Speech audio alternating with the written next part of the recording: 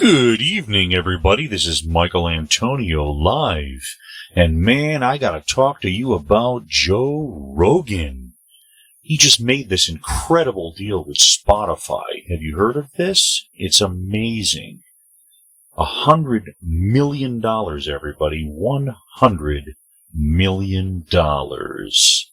That's correct. Now, before we go any further, I'll explain to you who Joe Rogan is for those who don't know this guy. If you remember, many years ago, he was the host of this show called Fear Factor. You remember that guy? Well, this is he. I gotta tell you, he's done a lot more than that, though. Did you know that he was also a comedian? That's right, he's a comedian. And he also does announcing on broadcasting for UFC fighting. That's right, UFC fighting. This guy has been around the block.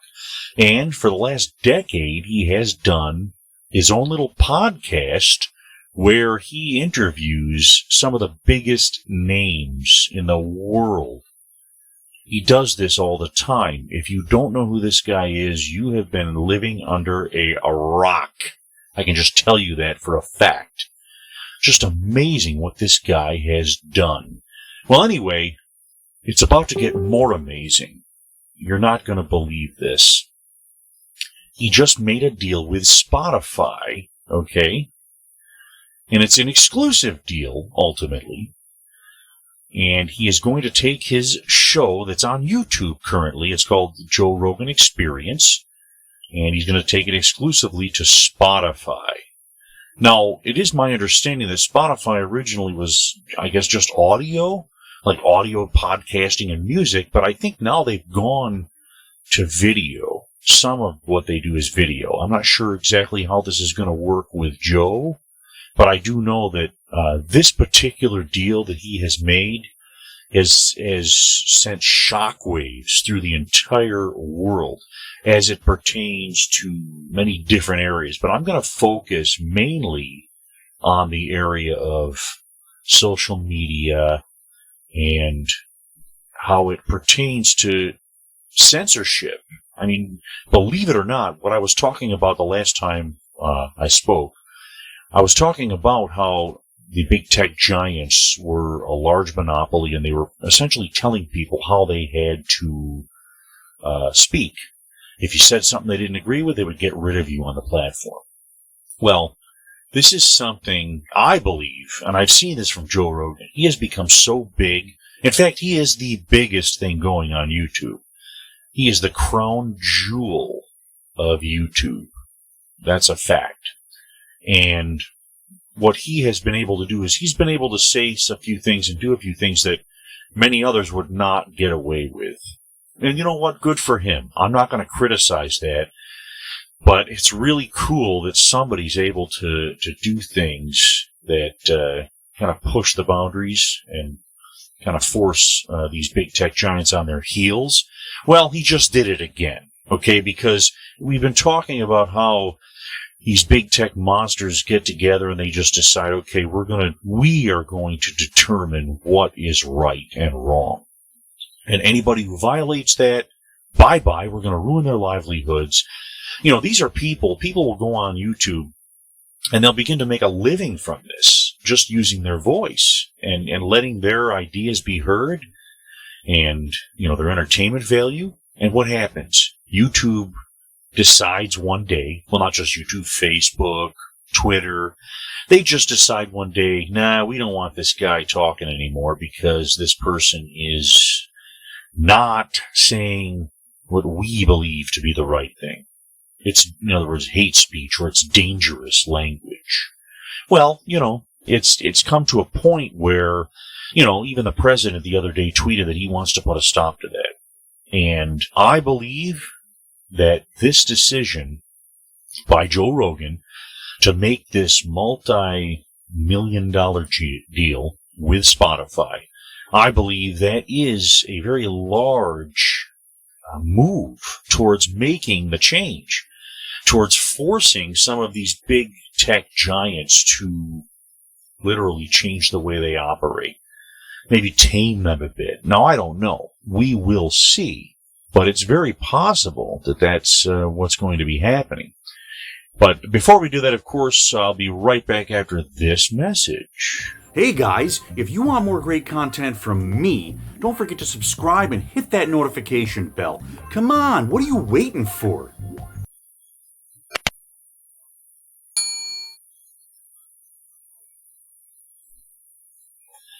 Thank you very much. Now, what I want to do is I would like to read this story here from Yahoo Finance. Just kind of go through some of the finer points of what happened here with this deal. And, of course, this, because it's a finance page, it's talking about the shares of the stock going up 15.8% this week after Joe Rogan announced he will be taking his popular Joe Rogan Experience podcast exclusively to Spotify. So apparently this happened yesterday afternoon. Rogan announced that his podcast will be available on Spotify starting September 1st and exclusively on Spotify at the end of the year. And it, of course, says the terms of the deal were not disclosed. And it says the Rogan podcast is the latest in a series of moves Spotify has made to beef up its podcast streaming library in recent years. Now, what this does is this allows us to understand that now we have other players in the mix here. Spotify is pretty big. And what they're doing is they're saying, they're telling some of these other big tech giants, you know what? We're in the game now, buddy. We are going to compete with you. And I like that. I like that for many reasons, one of which is, of course, free enterprise. Competition does breed better service. And what we're seeing now, because these big tech giants are monopolies, we are seeing them tell us how to do things. There is no competition, so they can basically call the shots and do what they want. Now, of course, the president has said he wants to take punitive actions. He wants to actually hold them accountable for allowing free speech. And I got into this the other day, and I was talking about it. And that is still important. We still need to hold these companies, these platforms, accountable for allowing free speech. They must do so. It's an issue of discrimination, and beyond that, it's very dangerous when the very companies that control communication around the world, they control the population and our culture. They ultimately do control the communication of our culture. That is a fact. We have to allow free speech on those platforms. Now, I'm not saying that they can't inject their own opinion about it. They obviously can inject an opinion and say, although, I'll bring it back to this. I don't know if you remember this. Many years ago, you would have these infomercials. They probably still do it today.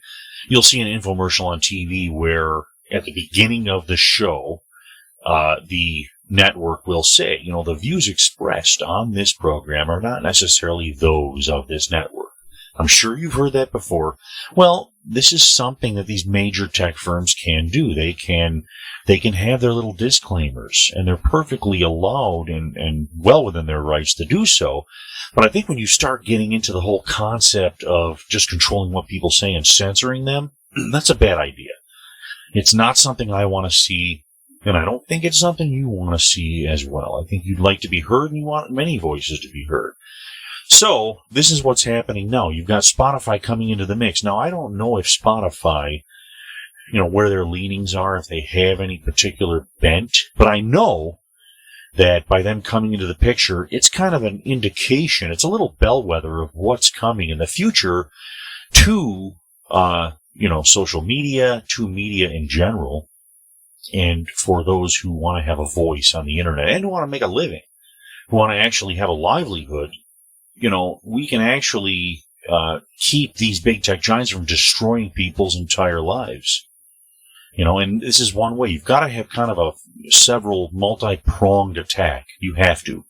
And so this is what Joe Rogan is doing. Believe it or not, Joe Rogan may end up being the savior of the world in this regard, of course. He may actually be one of the large elements that changes things. And I like that idea. I like it, actually. So, and of course, also because Joe Rogan is leaving YouTube, at least in a large sense. I'm not sure. Once he goes exclusive on Spotify, I don't know if Spotify is going to allow, like, for instance, past broadcasts to be allowed on YouTube. I'm not sure exactly what's going to happen with that, but I do know that especially if that happens, even if it doesn't happen, really YouTube's in a lot of trouble as it pertains to their content. I think they got a big hole in their content. Now this does provide opportunities for people to move up and to make their mark, because Joe Rogan was a big part of YouTube. So, hey, maybe somebody like myself, who knows? Yeah, well, that's up to you. You can make that happen. So anyway, let me just read a little bit more here. The Wall Street Journal reported that Rogan's licensing deal is worth more than $100 million over several years and includes all of his 11-year back catalog of previous podcasts. So they're gonna take the whole truckload. That's what they're gonna do. They're taking all of it. Now they're going to talk about the financial impact on Spotify. Rosenblatt securities analyst Mark Zutowicz, I'm not going to pronounce that, sorry, said Rogan could immediately make an impact on Spotify's numbers. Depending on how the deal is structured, Zutowicz estimates Rogan could possibly boost Spotify's 2021 revenue by between 0.5% and 3.8%. That's pretty good. Spotify's very large, and to move it up even 0.5%, and of course they're projecting almost 4%, let's assume it's right in the middle somewhere. That's 2%. That's a huge move, believe it or not. It doesn't seem like a lot, but it is. It's a big number. So this guy goes on to say, we believe Spot has been trying to lure Rogan to an exclusive deal since at least 2018. Management mentioned JRE is the most researched for podcasts on its site, the analyst said in a note. So there's people on Spotify looking for Joe Rogan Experience. I mean, it's not like Joe Rogan is just some, fly-by-night. He's been around in the podcast game for more than, I believe, 10 years. And, of course, now they say Rogan's last 10 YouTube episodes have averaged 2 million views, excluding his interview with Tesla CEO Elon Musk, which drew more than 13 million. I saw that interview. That was huge because, this is what's good about Joe Rogan. And I'm going to explain this. It's very easy to understand. Joe Rogan has the people on his shows, not only the people that are big in society, that everybody knows about, people like Elon Musk, but he has them at the exact time that they are important to culture. At the exact time, I don't know how he does this. It's like a miracle, I think. But think about it. Elon Musk came on the show at a time when California, or actually this county in California, was telling him, you can't open your Tesla plant for work yet. You're not allowed to do that. So Elon Musk is like, screw you, I'm going to do this. And what does he do? He goes on Joe Rogan and starts trash-talking government. And, he's talking like he's a, conservative warrior. And of course this guy was never known for that. But I mean, so literally, you have this guy who is, he commands a lot of respect and a lot of ears to listen. And what does he do? He changes everything. He does an about face. If you remember, Elon Musk was the guy who walked out of a meeting with President Trump. Let me say that again. Elon Musk walked out on a meeting with President Trump over the climate change crisis, over that whole issue. Remember when Trump said we're getting out of the Paris Accords, we're gonna do this on our own. We're not gonna worry about that. And of course, Elon Musk. So you thought of Elon Musk as kind of like this kind of a little bit green, not somebody who necessarily sided with, total freedom and that type of philosophy. But now all of a sudden you've got him saying something that is revolutionary for a man in his position. And Joe Rogan carried that message. Joe Rogan was a big part of that. And it's just funny. It just seems like every time there's a major crisis happening, something's going on, Joe Rogan has them front and center. And what's funny is it isn't always right after something happens. It's like right either while something is happening or right before it happens. Like it happens, if it happens, it happens on Joe Rogan. So you can see why Spotify wants this guy. It's amazing. It's like, I can't even explain it because I don't agree with everything Joe Rogan says. I think some of the things he says are outlandish and over the top. But you know what? He's got millions of viewers every day. He pretty much owns YouTube. I mean, this guy he's really got some serious, gravitas, as it were. Very powerful. Just amazing what this guy has. I can't even believe that anybody would think this is not a big deal. Although everybody probably does think it is. Yeah, so it's just amazing. So here's somebody who's going to talk about the take on Rogan. So it's saying Wells Fargo's take on Rogan and Spotify, which is Wells Fargo, major banking institution. Wells Fargo analyst Stephen Cahill said the Joe Rogan Experience likely has 190 million monthly downloads and a CPM of around $50. Wow, that's amazing. Could you imagine having 190 million monthly downloads? Okay, that's amazing. That is amazing. Wow, just incredible. This is undoubtedly a coup for Spot to get such a big show on an exclusive basis, and is a big stamp on the size of the platform and potentially its emerging ad tech, the analyst said. The potential $100 million price tag represents about 1% off Spotify's projected 2020 gross margin, but it's difficult to determine how much Rogan's exclusive content can boost user growth and music royalties, he said. Rosenblatt Securities has a buy rating and a $190 price target for Spotify. Wells Fargo has an underweight rating of a $130 target. So we'll see. I mean, it's Spotify shares were up 6.24% at 185.74 at the time of publication Wednesday. So you've got somebody saying that they're at 190. Somebody saying they're at 130, underrating them.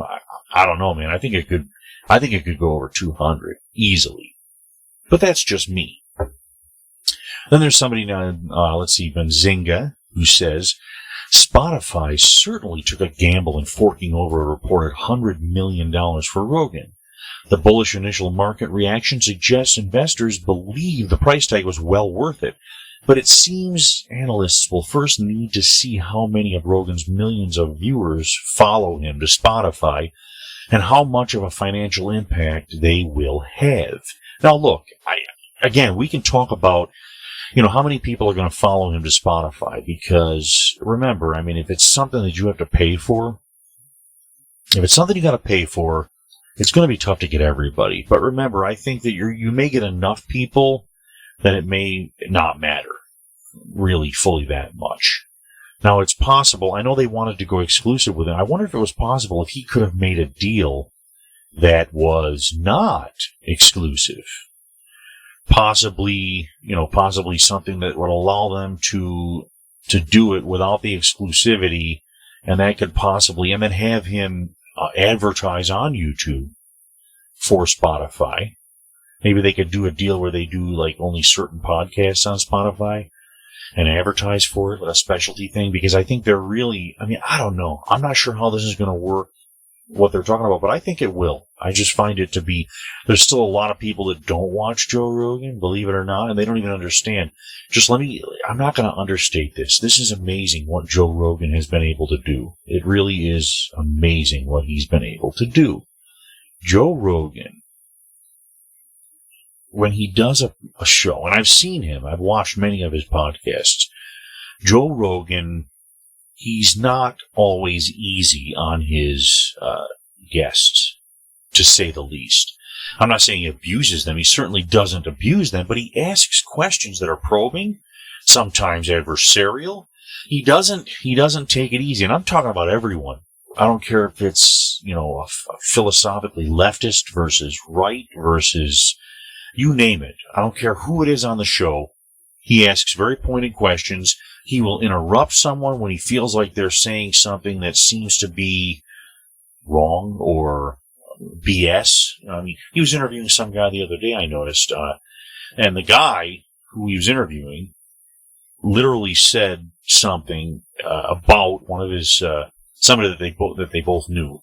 Someone had written a book, and the guy said, "Well, this guy's full of crap." And Joe Rogan is like, "Wait a minute. Now, what you said is that it's kind of an opinion. What you're saying based on maybe some research that you've done that's not really complete research. It's a very small amount of research, and it's not something you can say with a surety this guy's full of crap." And so he called the guy out, and the guy he made the guy back down. He made the guy literally back off and say, "You know what? Yeah, it's my opinion that this person is full of crap." So I like that. I like the fact that Joe pushes back. He does. And that's important. That's an important part of doing a good interview. And I gotta tell you, not only does he push back on things that are considered, he might consider to be a little bit, incorrect or false, but he just asks questions. He digs a little deeper. He asks questions that a lot of interviews won't ask because maybe they just didn't think to ask him. He would ask questions, little side notes, things about the subject matter where it makes everybody else think. They're like, "Oh, wait a minute. That was a great question that Joe just asked there. Why is this the way it is?" It's just interesting to hear his interviews. And again, I'm not trying to tell you that I love everything Joe Rogan has done, because no, I don't agree with everything he says or everything he has promoted. But you know what? I mean, this particular deal could end up being the game changer for media, social media, censorship, and really, the stuff that all of us really need now. We need to know that we can trust our social media tech companies. We can trust them to allow us to have our free speech, and that they will protect that. Because if they don't, we're going to be in a big problem here. It's going to continue to get worse and worse. And we really need the censorship to stop. And it needs to stop now. But I just wanted to let you guys know about this whole Joe Rogan thing because it's huge. I don't think you understand how huge this thing really is. It's incredible. And I will be right back after this message. Hey guys, are you still shopping at those same big online stores? Well, I say no more. It's time for you to go over to the Michaelantonio shop and pick up some great gear at incredible prices. And remember something, I really care. Do you think Jeff Bezos would take the time to talk to you? I say no way. So don't forget, michaelantonio.biz/shop. You will not regret it. Ciao. Thank you once again. And before I go, I just wanted to direct you to my website. Please visit me. And on my website, you can get to almost anything involving me on the internet. You can go to my social media sites, from Twitter to Facebook to YouTube to Instagram, all of them, and you can join me on those platforms. I welcome you. Please do that. Give me a shout. I will show you here. And plus, I have things, of course, you just saw the commercial. I do sell things here on my shop, but it's not a huge deal. But I do want to say that I appreciate all the people who watch me and who listen, and I hope to see more of you. So if you're seeing this on YouTube, please do not hesitate. Like this video, and of course comment, give me your ideas and your thoughts about this. Do you think this Joe Rogan thing is a big deal? But also, don't forget to hit that notification bell after you subscribe. And of course, join me on all the other platforms, Facebook, you name it. But if you get a chance, go to my Michaelantonio live site, which is michaelantonio.biz. That's michaelantonio.biz. Thank you so much, everybody, and I want you to have a great night. I'm going to see you soon. Ciao.